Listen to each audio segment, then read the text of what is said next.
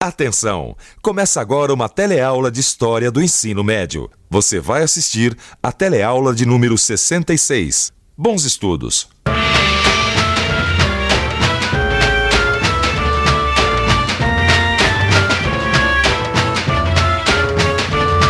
Você já deve ter ouvido falar na Guerra Fria.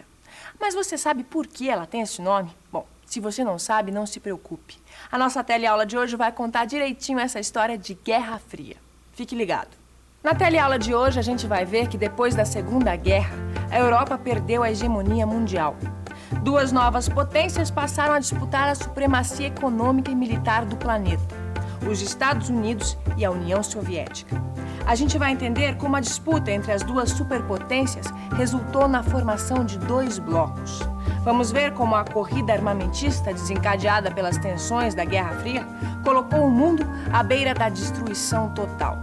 E, finalmente, vamos conhecer os principais conflitos armados que marcaram a história do mundo no período da Guerra Fria.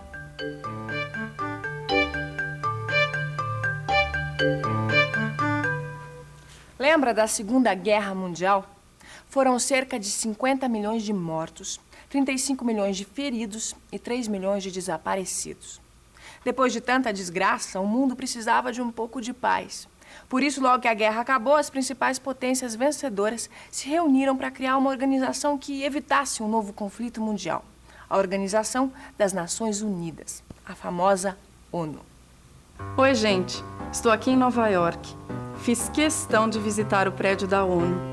Afinal de contas, a ONU foi criada para defender os direitos do homem, para manter a paz mundial, a igualdade de direitos para todos os povos e para resolver os problemas que afligem a humanidade. Me diz uma coisa, você já ouviu falar na ONU, a Organização das Nações Unidas? Já ouvi falar. Já ouvi falar na ONU, já. O que o senhor ouviu falar da ONU? A ONU já ouvi, a Organização das Nações Unidas, né? Referente a tudo que se passa pelo mundo. A ONU que eu sei é a Organização Internacional. Mas pouca gente sabe que a ONU desempenhou um papel importante na descolonização dos países da Ásia e da África. Pouco a pouco, os impérios coloniais europeus foram se desfazendo. Isso resultou na formação de novos estados que passaram a integrar a ONU. A ONU deveria evitar conflitos armados entre os países, mas a rivalidade entre os Estados Unidos e a União Soviética no pós-guerra colocou a ação da ONU num plano secundário. A maior parte dos conflitos foram resolvidos através de enfrentamentos armados. Esses enfrentamentos armados começaram poucos anos depois do fim da Segunda Guerra Mundial. 1947. No final da Segunda Guerra Mundial, os chineses estavam divididos em dois grupos: os nacionalistas e os comunistas. São esses dois grupos que entram em guerra em 1947. Os nacionalistas, liderados por Chiang Kai-shek, recebem apoio da burguesia chinesa e contam com o auxílio dos Estados Unidos. Os comunistas, liderados por Mao Tse-tung e Zhou Enlai, defendem a reforma agrária e o socialismo. São apoiados pela União Soviética.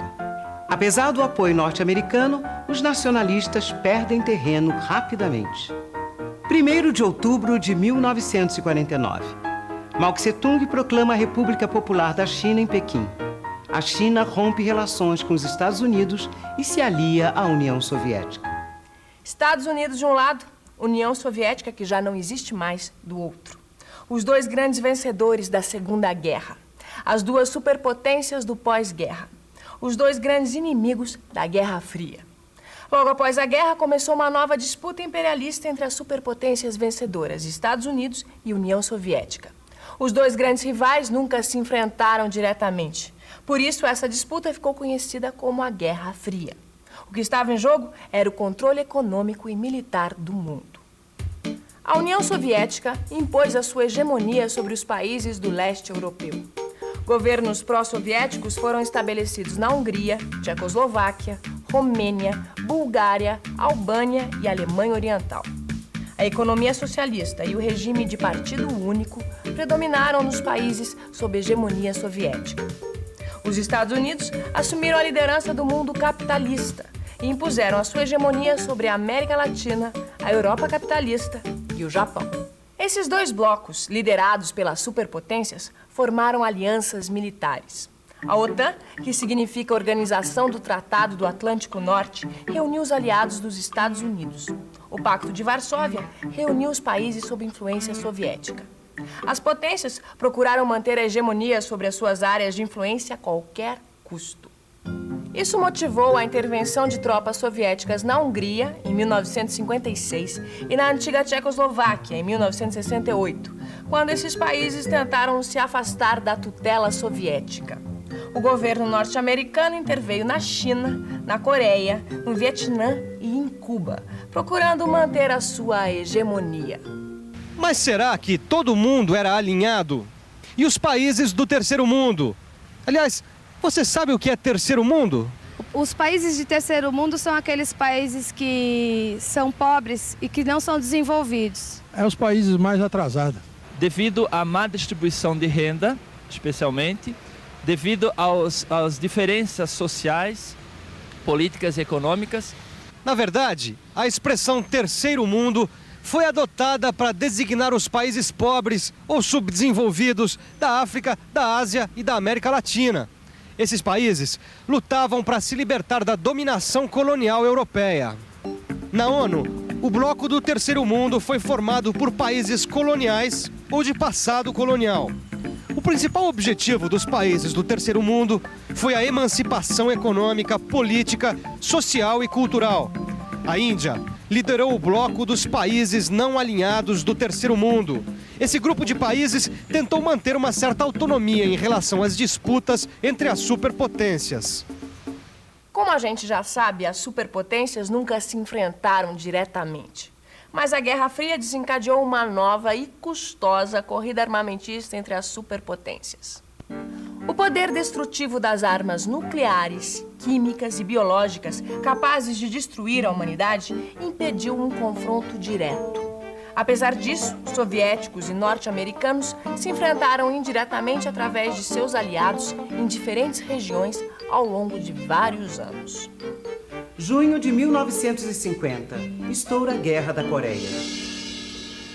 Até 1945, a Península da Coreia tinha estado sob ocupação japonesa. Após a derrota do Japão, a União Soviética ocupou militarmente o norte da península. Enquanto isso, tropas norte-americanas ocuparam o sul. Os governos das superpotências não permitiram a reunificação da península. Quando começa a guerra, os Estados Unidos enviam tropas para apoiar a Coreia do Sul. A China envia tropas para auxiliar a Coreia do Norte. A guerra termina depois de 3 anos de sangrentos combates. 1962. O governo norte-americano começa a apoiar militarmente o Vietnã do Sul na guerra contra o Vietnã do Norte. O governo do Norte recebe material de guerra da China e da União Soviética. Em 1963, há pouco mais de 15 mil soldados norte-americanos na região. Em 2 anos, o número de soldados salta para mais de 500 mil. A intervenção militar norte-americana no Vietnã provoca uma das guerras mais desumanas e mais caras do nosso tempo. Em 1972, após sofrer duras perdas humanas e materiais e enfrentando a crescente reação da população norte-americana contra a participação no conflito, os Estados Unidos começam a retirar suas tropas do Vietnã. Maio de 1948. Após a Segunda Guerra Mundial, a ONU patrocina a criação do Estado de Israel na Palestina. Imediatamente, os estados da Liga Árabe, formada pelo Egito, Líbano, Arábia Saudita, Jordânia e Iraque, se negam a reconhecer a existência do Estado de Israel. Explode a guerra entre árabes e israelitas. O exército de Israel consegue resistir aos ataques. Em fevereiro de 1949, a ONU impõe um armistício. Centenas de milhares de judeus de todo o mundo emigram para o novo Estado de Israel. No final de 1956, numerosos incidentes entre israelitas e árabes resultam numa nova guerra. Em 1967, após um violento ataque a seus vizinhos árabes, Israel ocupa a península de Sinai, a faixa de Gaza e a Cisjordânia. a ONU consegue impor um cessar-fogo, mas a paz parece nunca chegar a essa região. Janeiro de 1959. O governo pró-norte-americano de Fulgêncio Batista é deposto pela guerrilha liderada por Fidel Castro. O movimento revolucionário cubano pretende acabar com a dominação neocolonialista dos Estados Unidos em Cuba e, ao mesmo tempo, introduzir mudanças na sociedade. Em 1960, o governo norte-americano retira seu apoio ao movimento revolucionário cubano. Nesse mesmo ano, Castro inicia a implantação do regime socialista, afastando-se dos Estados Unidos e aproximando-se da União Soviética, que fornece apoio militar à Revolução. Castro nacionaliza as empresas e os bancos, realiza a reforma agrária e implanta o regime de partido único. Entre os conflitos do pós-guerra estão as lutas pela independência das colônias portuguesas da África. A independência das colônias portuguesas na África coincidiu com o fim da ditadura de Antônio Salazar. A Revolução dos Cravos garantiu a vitória dos movimentos pela libertação nacional, presentes nas colônias portuguesas na África desde 1950. Em Guiné-Bissau, o movimento pela independência começou em 1956. A independência só foi reconhecida por Portugal em 1974.